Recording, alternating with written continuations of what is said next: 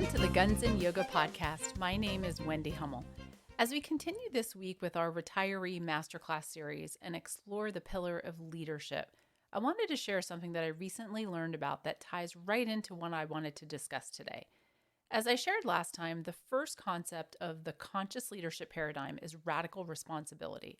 This entails taking charge of your physical, mental, emotional, spiritual, and relational well-being.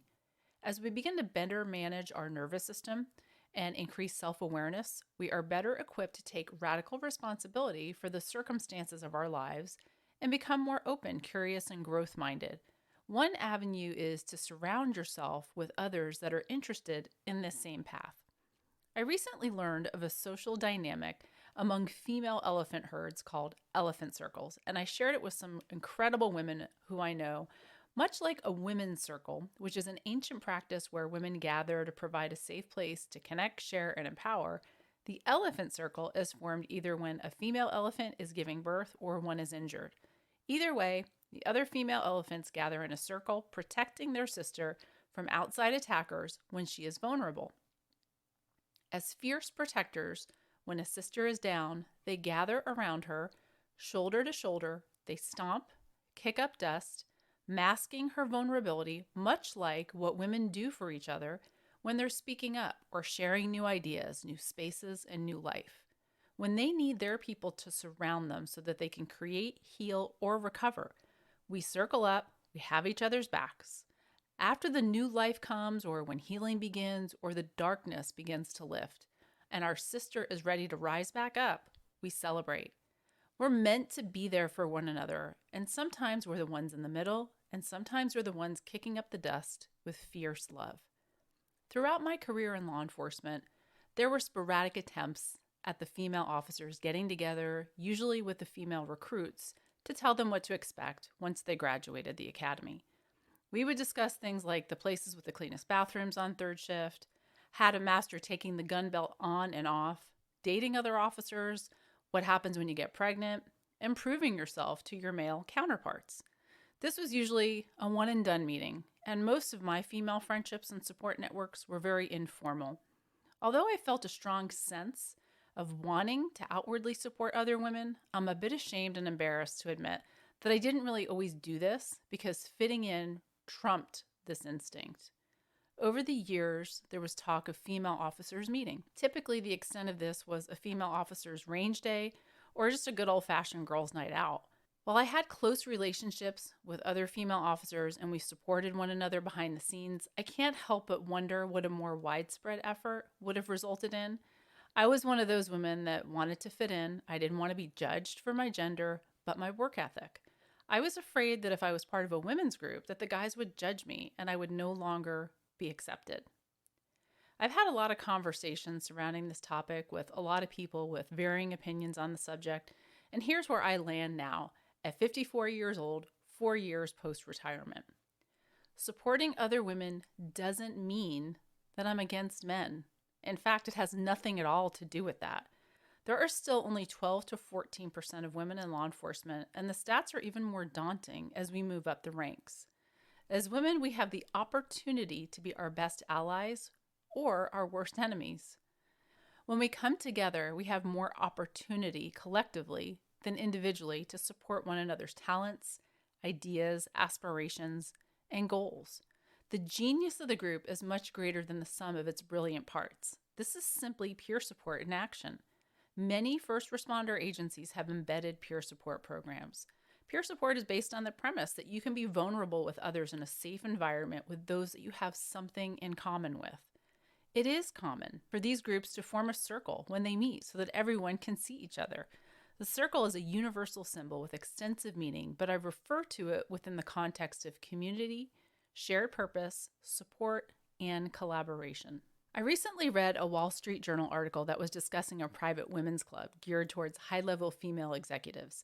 The club's selling point are peer support groups comprised of 8 to 10 women that meet about every 4 to 6 weeks. The sessions are facilitated and provide women a venue to share personal and professional challenges with each other that are like-minded and have similar professions and aspirations. These modern-day women's circles once again prove that we're better when we come together. this same principle applies to retirees. A recent article by Dr. Brian Kennard that appears in Psychology Today, titled Peer to Peer Support for Police Veterans, addresses the transition to retirement and offers suggestions for those seeking support. As I mentioned last time, we spend a lot of time training and preparing for this career, but little to no attention is given to our exit. It's our responsibility to do this for ourselves.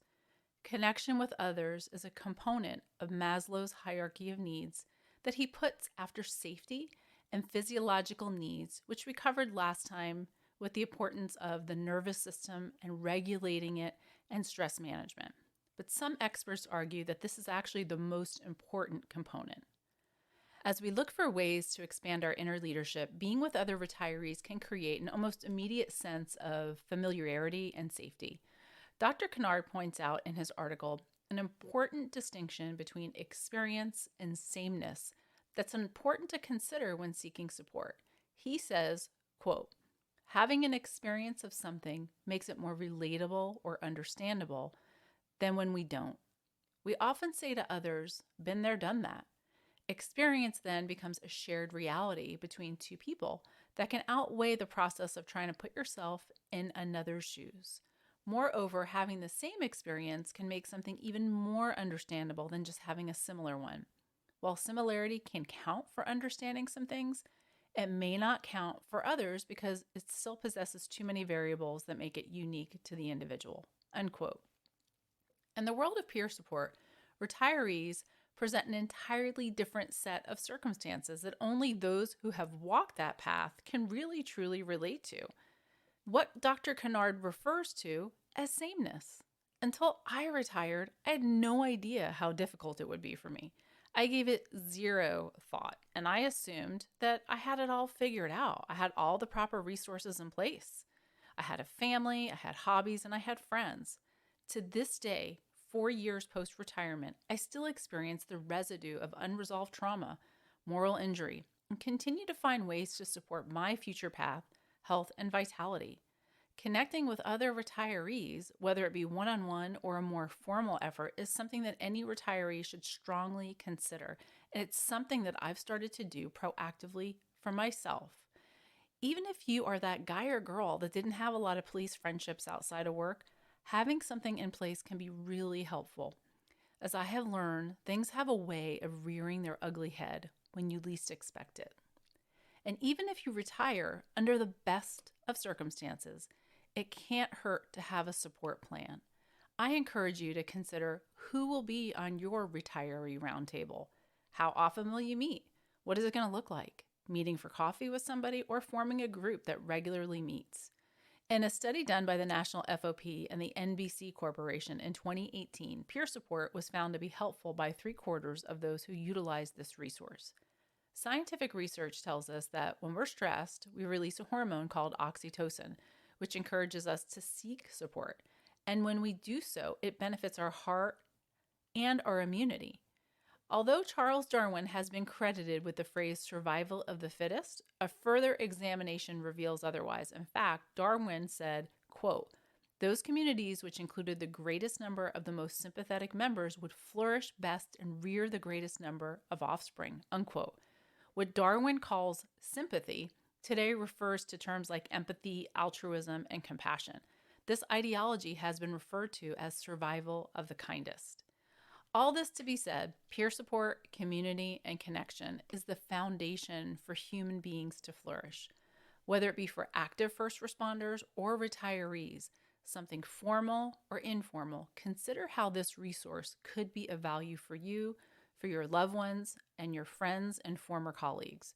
If you have any questions, feedback, or suggestions about today's episode, please reach out at wendy@bluelineyoga.com, and I would appreciate a review and share if you found this episode valuable. It's our mission to create meaningful content and to offer support for our first responder community. Remember, we are better together.